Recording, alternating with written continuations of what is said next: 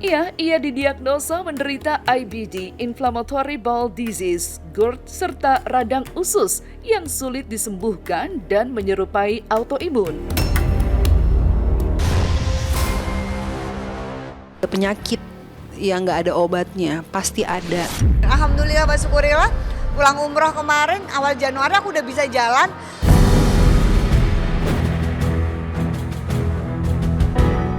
Allah menguji manusia dengan kesulitan termasuk penyakit agar kembali dan memohon pertolongannya. Dan bagi orang yang beriman, harapan akan kesembuhan selalu ada bersama Tuhan, bahkan saat ilmu medis menghadapi tantangan besar. Eksklusif, kisah Fairuz Arafik mengenai perjalanan sembuhnya dari penyakit kronis melalui kekuatan zikir dan koneksi batin kepada Allah Subhanahu wa Ta'ala.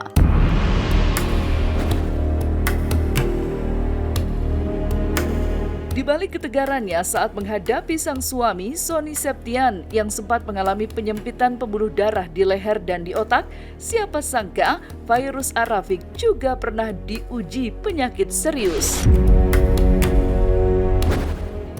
Ia didiagnosa menderita IBD, Inflammatory Bowel Disease, GERD, serta radang usus yang sulit disembuhkan dan menyerupai autoimun. Di awal sakitnya ia bahkan sampai harus mengkonsumsi banyak obat setiap harinya dan beberapa kali dirawat di rumah sakit. Namun ibu 3 anak ini tidak menyerah. Ia terinspirasi dari kesabaran Nabi Ayub alaihissalam yang tetap sabar dan bertawakal saat diuji penyakit berat.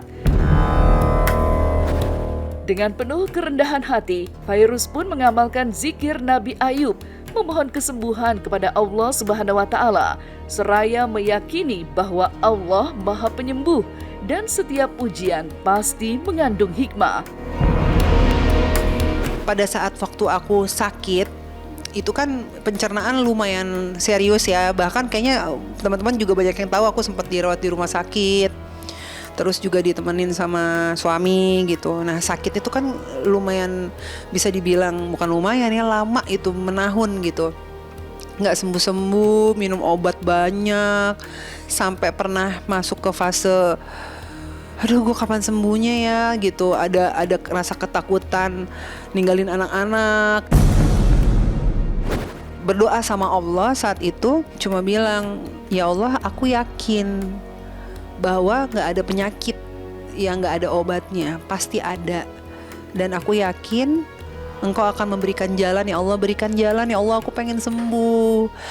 Tiba-tiba aku ngeliat sebuah amalan gitu, amalan dari salah satu guru kita yang bilang bahwa ada satu zikir yang kalau diamalin itu penyakit apapun akan sembuh. Saat itu aku amalkan Allahumma anima saniyaduru anta arhamur rahimin, zikirnya Nabi Ayub.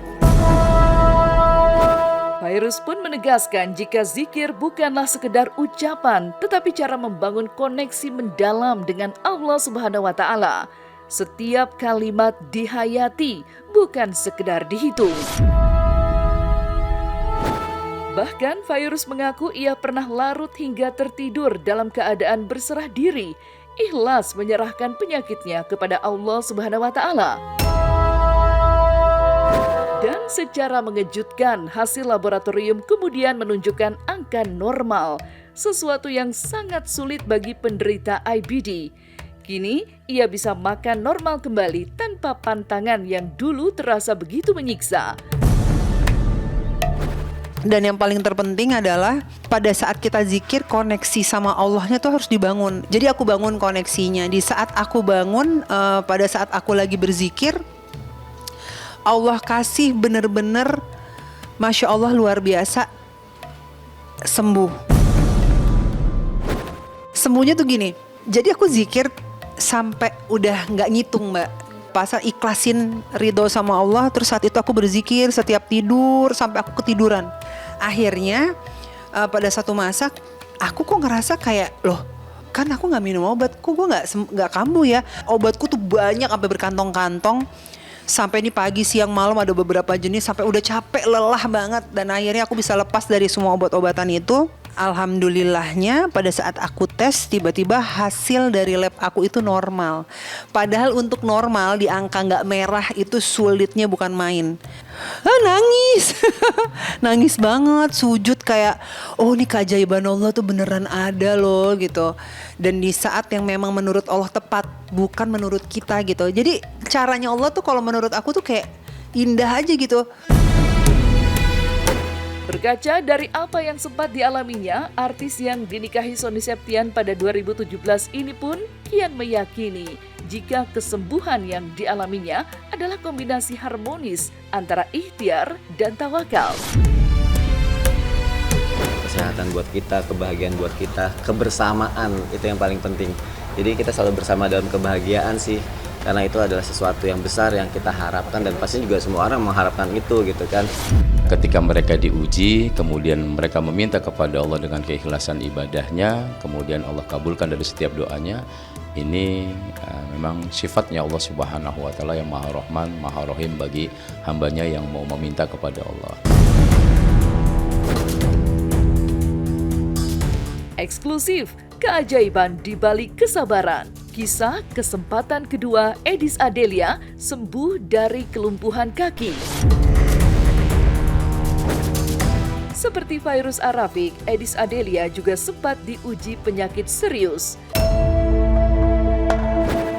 Berawal saat dirinya yang jatuh dari 5 anak tangga pada Juni 2024 yang tampak ringan, tapi kondisinya justru memburuk pada Oktober 2024 saat ia dirawat karena GERD. Nyeri hebat hingga membengkak di lutut akibat kesalahan pijat membuatnya bertambah syok. Apalagi diagnosis dokter menyebut ligamennya berserabut dan ia harus menjalani operasi besar di Penang, Malaysia dengan masa pemulihan lebih dari 6 bulan. Masa itu menjadi ujian berat karena artis kelahiran 2 Juni 1979 ini sampai tak bisa berjalan. Ya, kakinya tak bisa digerakkan akibat rasa ngilu dan sakit yang luar biasa. Eksklusif di Silet. Inilah curahan hati Edis Adelia yang seolah mendapat kesempatan kedua bisa sembuh dari lumpuh. Aku lagi pengajian di salah satu tempat terus pengen ke toilet. Gitu padahal udah bismillah. Aku juga nggak ngerti tiba-tiba langsung. Aku tuh langsung mau megang tuh nggak bisa dulu jatuh gelundung kayak bola gitu dan 5 anak tangga 1, 2, 3, 4, 5. Tiba-tiba aku posisinya terduduk gitu karena gelundung gitu kan. Habis itu aku diurut, dipijit karena takutnya pinggangnya ada yang apa dan udah nggak ada apa-apa lagi. Paginya bengkak gede banget, nggak bisa napak, nggak bisa berdiri, nggak bisa digerakin, gede banget. Jadi segede gini lututku dan diangkat sakit, diangkat jauh, disentuh pokoknya sakit. Ke toilet nggak bisa, napak nggak bisa. Otot-otot ligamennya tuh kayak terserabut gitu bilangnya. Kamu harus periksa detail ke dokter ortopedi pada waktu itu. Kemudian aku operasi, jadi sebelum operasi itu aku udah 1 minggu pakai kursi roda. Kemudian aku operasi, memang pas operasi udah nanya ke beberapa dokter, memang jadi itu harus aku lakukan.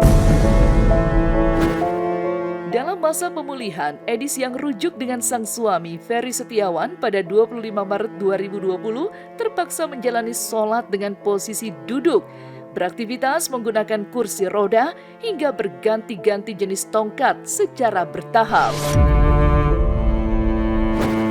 Namun, meski fisiknya lemah, Edis tetap nekat berangkat umroh sesuai rencana yang telah dijadwalkan sebelum kecelakaan terjadi. Beribadah dengan kursi roda di Tanah Suci dan juga tak mampu mendekat ke Ka'bah karena keterbatasan fisiknya, Edis tetap memanjatkan doa dengan penuh keyakinan dan kepasrahan, memohon kepada Allah Subhanahu wa Ta'ala agar diberi kesembuhan dan dapat berjalan kembali. Dan doa-doanya di depan Ka'bah itu pun ternyata dijabah oleh Yang Maha Kuasa. Karena sepulang umroh, keajaiban pun mulai terjadi. Di mana kaki yang tadinya kaku mulai bisa digerakkan sedikit demi sedikit. hingga akhirnya bisa beralih dari kursi roda ke tongkat. Tanggal 26 Oktober aku operasi, 21 Desember aku udah umroh. Dan alhamdulillah bersyukurillah pulang umroh kemarin awal Januari aku udah bisa jalan.